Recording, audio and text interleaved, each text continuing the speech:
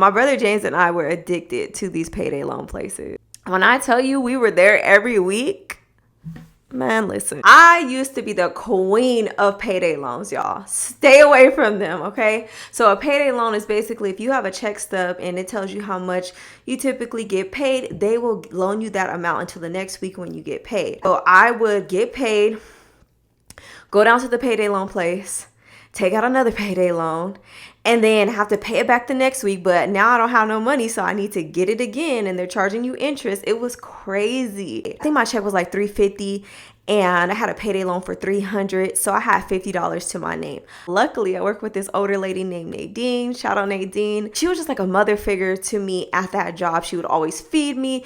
We would always hang out. She would always give me advice. She would always tell me about her husband. I got my car towed because I parked in the wrong parking spot, and Nadine came and saved the day. She's like, girl, I'll let you borrow the money. It's okay, because she was just working there, I think, to get out the house. That she had a husband that was, like, you know, paying the big bills.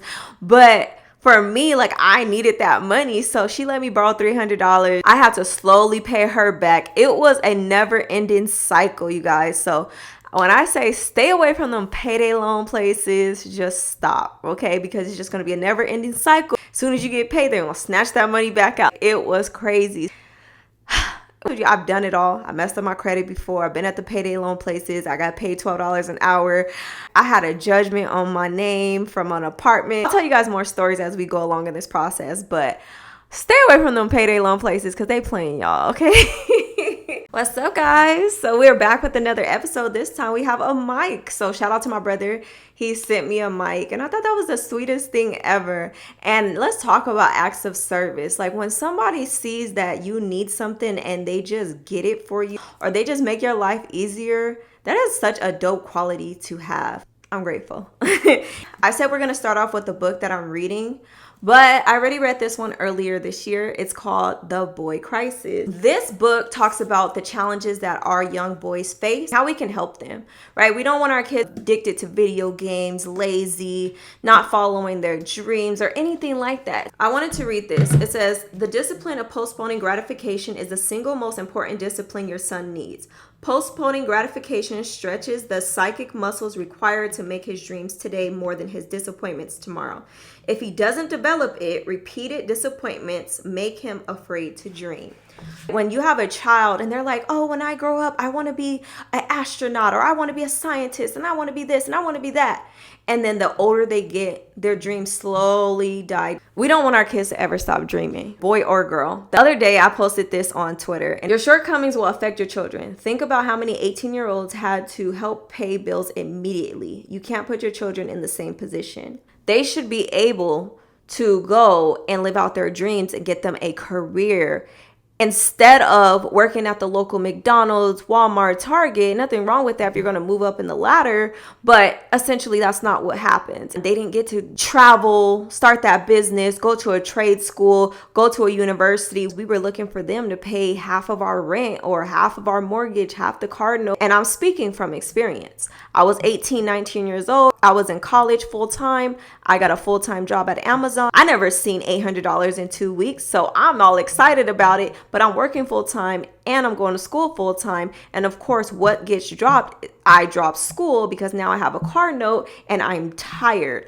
I'm tired of working 10-hour shifts and getting up and going to school. Now I have this material thing that I have to maintain. I have to pay my car note. I have to pay insurance. When you get straight to work and it's not a career and things like that, you lose your dreams. You're not dreaming anymore. You're just trying to go to work every day. Some people were saying, well, we have to teach our children responsibility. If they have a cell phone bill and you want them to pay it, so be it. We all have to contribute, but it doesn't have to be in the same way. And you can teach them that without them contributing financially. I'm not talking about your 35-year-old son who can't get his life together. I'm talking about these 18, 19, 20, 21, 20, these early 20s when you're just trying to figure it out. Be that support system for them, not enable them.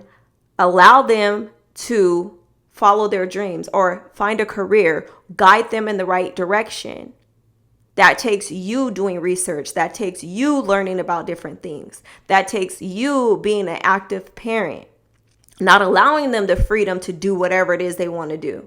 No, if they choose to go to college, they don't have to go to college. They can literally learn something else. They can learn how to trade. They can start a business. I'm not the you have to go to college parent, but if you are going to college, we're going to make this make sense. I kind of feel like I contradicted myself, but when I say I'm not going to allow you to do anything, I mean like sitting around, being addicted to video games all day, eating junk food all day, like that type of thing.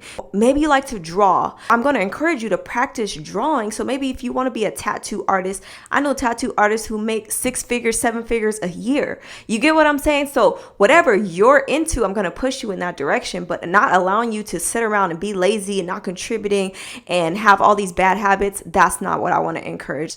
I'm already like this. My kids are only 6 and 8 and I'm like, that was way too much time on that video game. Actually, let's read. Let's learn how to read a little bit better. Let's do your homework. Let's stay on a schedule. It doesn't matter what you do for a living. You need discipline, you need routine, you need structure. So yes, let's move on.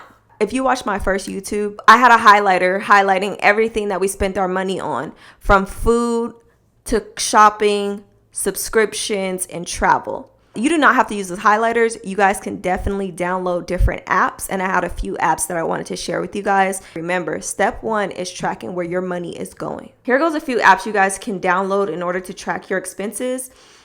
Some of them have budgeting tools and bill reminders, alerts, and things like that. The first one is Mint. The second one is YNAB.